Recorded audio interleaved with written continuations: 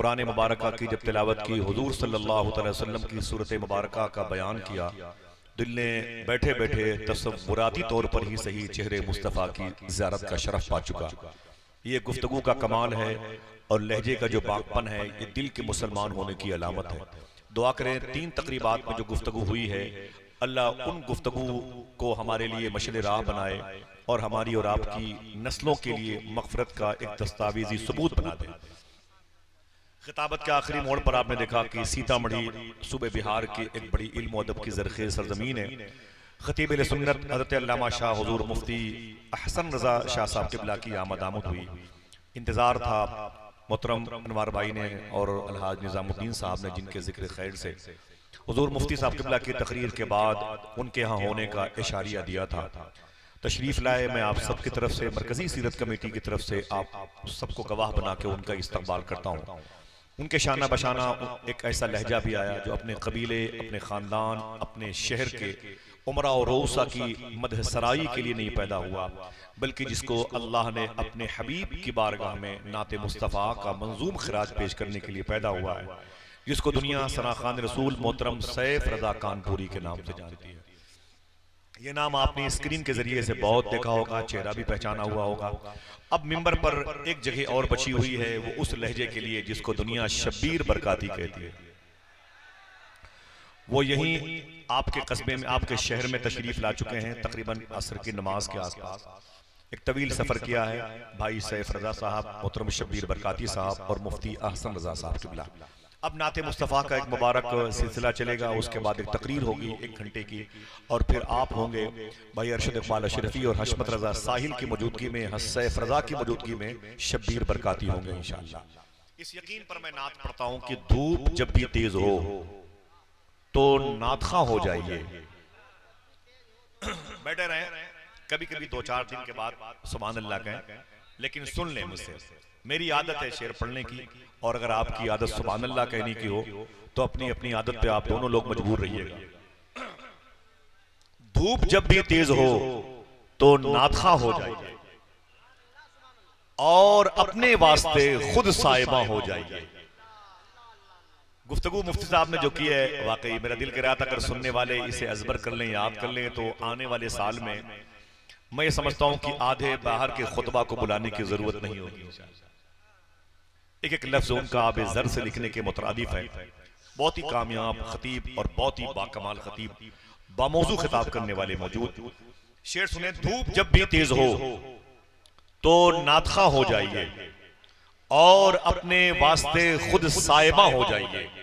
लाइए इमसाल तैबा से गुबारे कारवां और अगले साल मीरे कारवां हो जाइए।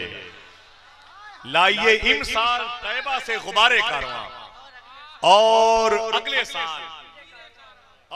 साल मीरे कारवां हो जाइए। बरेली शरीफ में आला हज़रत सरकार के उर्स की तकरीब से जी मिस्र आया था, फिर न मानेंगे क़यामत में अगर मान गया। गालिबन मेरा हाफिजा अगर काम कर रहा है तो कानपुर के मोहतरम नसीम फरखाबादी में उनका मतलब, और अल्लामा एजाज कामटवी की नात का एक शेर पढ़ूंगा बस। उसके बाद अपने भाई सैफ भाई को बुलाऊंगा, अरशद भाई और हशमत रजा साहिल, और मेरे सर के ताज हुजूर मुफ्ती हनीफ बरकाती साहब क़िबला और मुफ्ती हसन रजा साहब क़िबला सीतामढ़ी जैसों की मौजूदगी में जामिया खैरिया, निज़ामिया, दीगर तमाम तर इदारे के तलबा मौजूद हैं। और आप सबकी मौजूदगी यहाँ पर होने का मतलब आप इस जमीन पर नहीं बल्कि आसमान पर बैठे हुए हैं।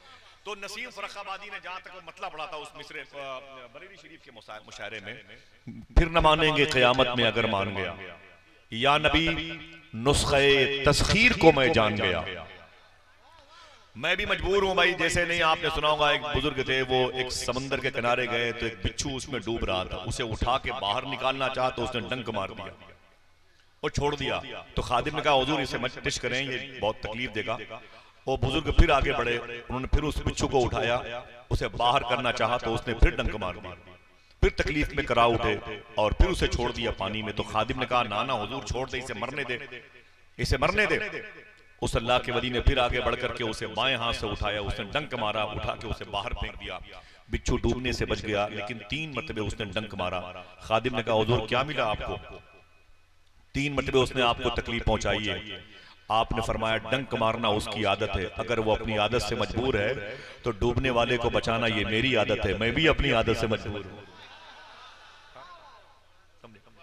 समझ रहे मेरी बात? तो शेर सुने, शेर पढ़ना मेरी आदत है, और सुन करके गाहे बगाहे लोग ऐसे बस इस मोहल्ले से उस मोहल्ले तक आवाज यकसा तौर पर पहुंचा दे, बड़ी बात है। सुने, या नबी नुस्खे तस्खीर को मैं जान गया,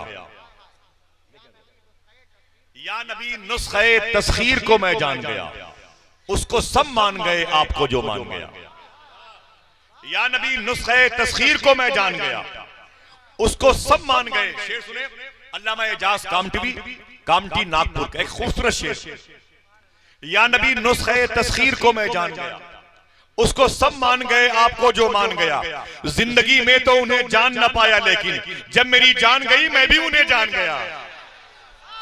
जिंदगी में तो उन्हें जान ना पाया, लेकिन जिंदगी में तो उन्हें जान ना पाया, लेकिन जब मेरी जान गई मैं भी उन्हें जान गया।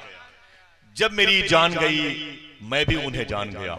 आइए दोस्तों, नात पढ़ना इस हवाले से बड़ा मोतबर काम है कि जिसने हुजूर को ना देखा हो नात की महफिल में तसव्वुर में देख सकता है।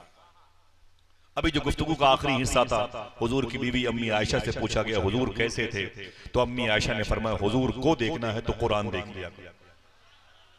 क्या देख लिया करो? बहुत बहुत शुक्रिया, कुरान देख लिया करो। मालूम है आपको, आले अब्बास के एक वजीर ने इरशाद फरमाया, तकरीबन 1100 साल पहले की दास्तान थी, छोटी सी 1 मिनट की बात है, कि बगदाद शरीफ जिसे काबतुल उशाक कहा जाता है, उस शहर में एक मुसव्विर, एक आर्टिस्ट, एक कलमकार रहता था, एक पेंटिंग करने वाला शख्स रहता था। उसका काम यह था कि वो लोगों के फरमाइश पर उनके महलों की तस्वीरें बना दिया करता, उनके दरवाजे पर खजूर के सरवकत जैसे पेड़ बना दिया करता। उसके फन की बड़ी शोहरत थी, लोग आते और 1 हफ्ते के बाद अपनी फरमाइश के मुताबिक अपना बनाया हुआ वो मंजरनामा, वो तस्वीर लेके जाते। बड़ी लंबी लंबी लाइन लगती थी उस मुसव्विर के दरवाजे पर। एक मरतबे उस लंबी लाइन में कलंदर खड़ा था, एक कलंदर खड़ा था। जब उसकी बारी आई तो अंदर एंट्री किया, उसने सलाम किया, जवाब दिया मुसव्विर ने जो तस्वीर बनाता था। उसने कहा कलंदर क्या बात है, आप क्या करने आए हैं? बोले टेबल पर बैठ जाओ। बोले मुझे भी एक तस्वीर बनवानी है। तो उसने कहा ठीक है, रजिस्टर में बताओ कि वो तस्वीर किसकी होगी, अभी नक्शा बताओ, अगले हफ्ते तस्वीर लेके जाना। तस्वीर पेड़ की है, पौधे की है, गाय की है, फूल की है, गार्डन की है, महल की है, गाय की है। तो वो कलंदर बैठ के बोला तस्वीर मुझे अपने महबूब की बनवानी है, मुझे अपने महबूब की तस्वीर बनवानी है। तो उसने कहा कि मुसव्विर ने कहा कि बताओ इस रजिस्टर में तुम्हारे महबूब की जुल्फें कैसी हैं? तो कलंदर कहता है लिखो मेरे महबूब की जुल्फें इतनी प्यारी थीं कि लगता था कि इन्हीं जुल्फों के साये में पूरी कायनात रहती है। वो सहम गया, उसने कहा अच्छा बड़ी बात तूने कही, अच्छा ये बताओ तुम्हारे महबूब की पेशानी कैसी थी? कहा लिखो मेरे महबूब की पेशानी इतनी चमकदार थी कि लगता था सूरज और चांद यहीं से निकला करते।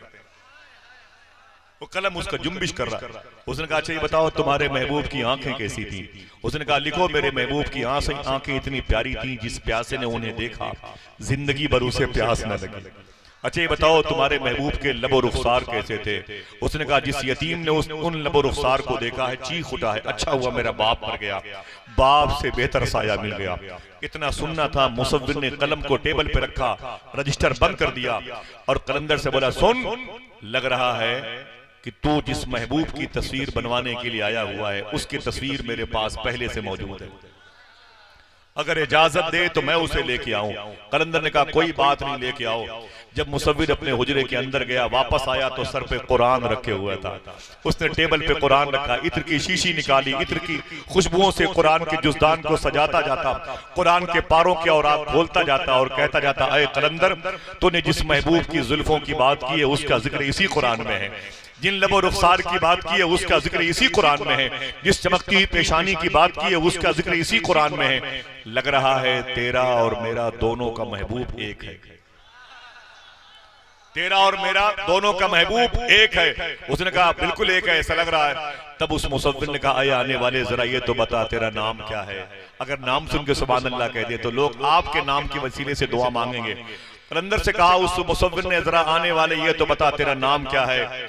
तो उसने कहा दुनिया मुझी को शेख जुनैद बगदादी के नाम से जानती है, शायर कहता है अनवारे किबरिया से है खिलकत रसूल की, हिम्मत है शिरक कह दो ये शिरकत रसूल की।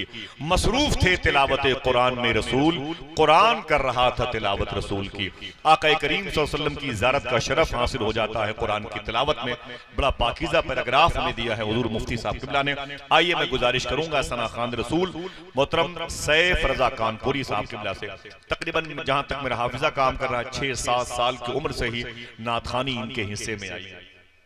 उस वक्त से हुजूर की महफिल में आना और फिर अपनी नातों के जरिए से कम तादाद को भीड़ में तब्दील करना, जाने वालों को रोके रखना और मदीने की पाकीज़ा काफिले की तादाद में इजाफे का सबब बनना, हुजूर के आशिकों के दिलों में नाते मुस्तफ़ा का चिराग रोशन करना, ये मुबारक अमल उनके हिस्से में आया है।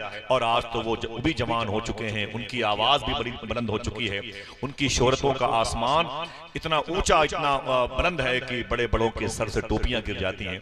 मैं गुजारिश करूंगा आपसे इस्तकबाल कर लें और उनसे खूबसूरत नातें समाप्त करें। उसके बाद खिताबत का एक अजीम जौहर आपके सामने पेश किया जाएगा। नारे तकबीर, बुलंद आवाज से बोले नारे तकबीर। ये मुफ्ती साहब ने फरमाया और ये सही है कि यहाँ की जो जमीन है सुनने वाली जमीन है, यहाँ लोग सुनने के लिए आते हैं, ये बड़ी खुशी की बात है। आपको देख करके ऐसों की जबान जब जुम्बिश करती है तो बड़े बड़े जवाहर पारे नवादिरात के पाकीज़ा इंसाइक्लोपीडिया नजर आते हैं। अल्लाह सलामत रखे, जोर से इस्तकबाल करें। नारे तकबीर, नारे रिसालत, नारे रिसालत। मरकजी सीरत कमेटी से सलाम, जलसे सीरत पाक, फैजान सरकार गौसुल आज़म, अज़मत गरीब नवाज, मुहाफिजान मसलक आला हजरत। बड़े अदब से मैं गुजारिश करूंगा भाई मोहतरम सैफ रजा कानपुरी साहब से वो तशरीफ लाएं।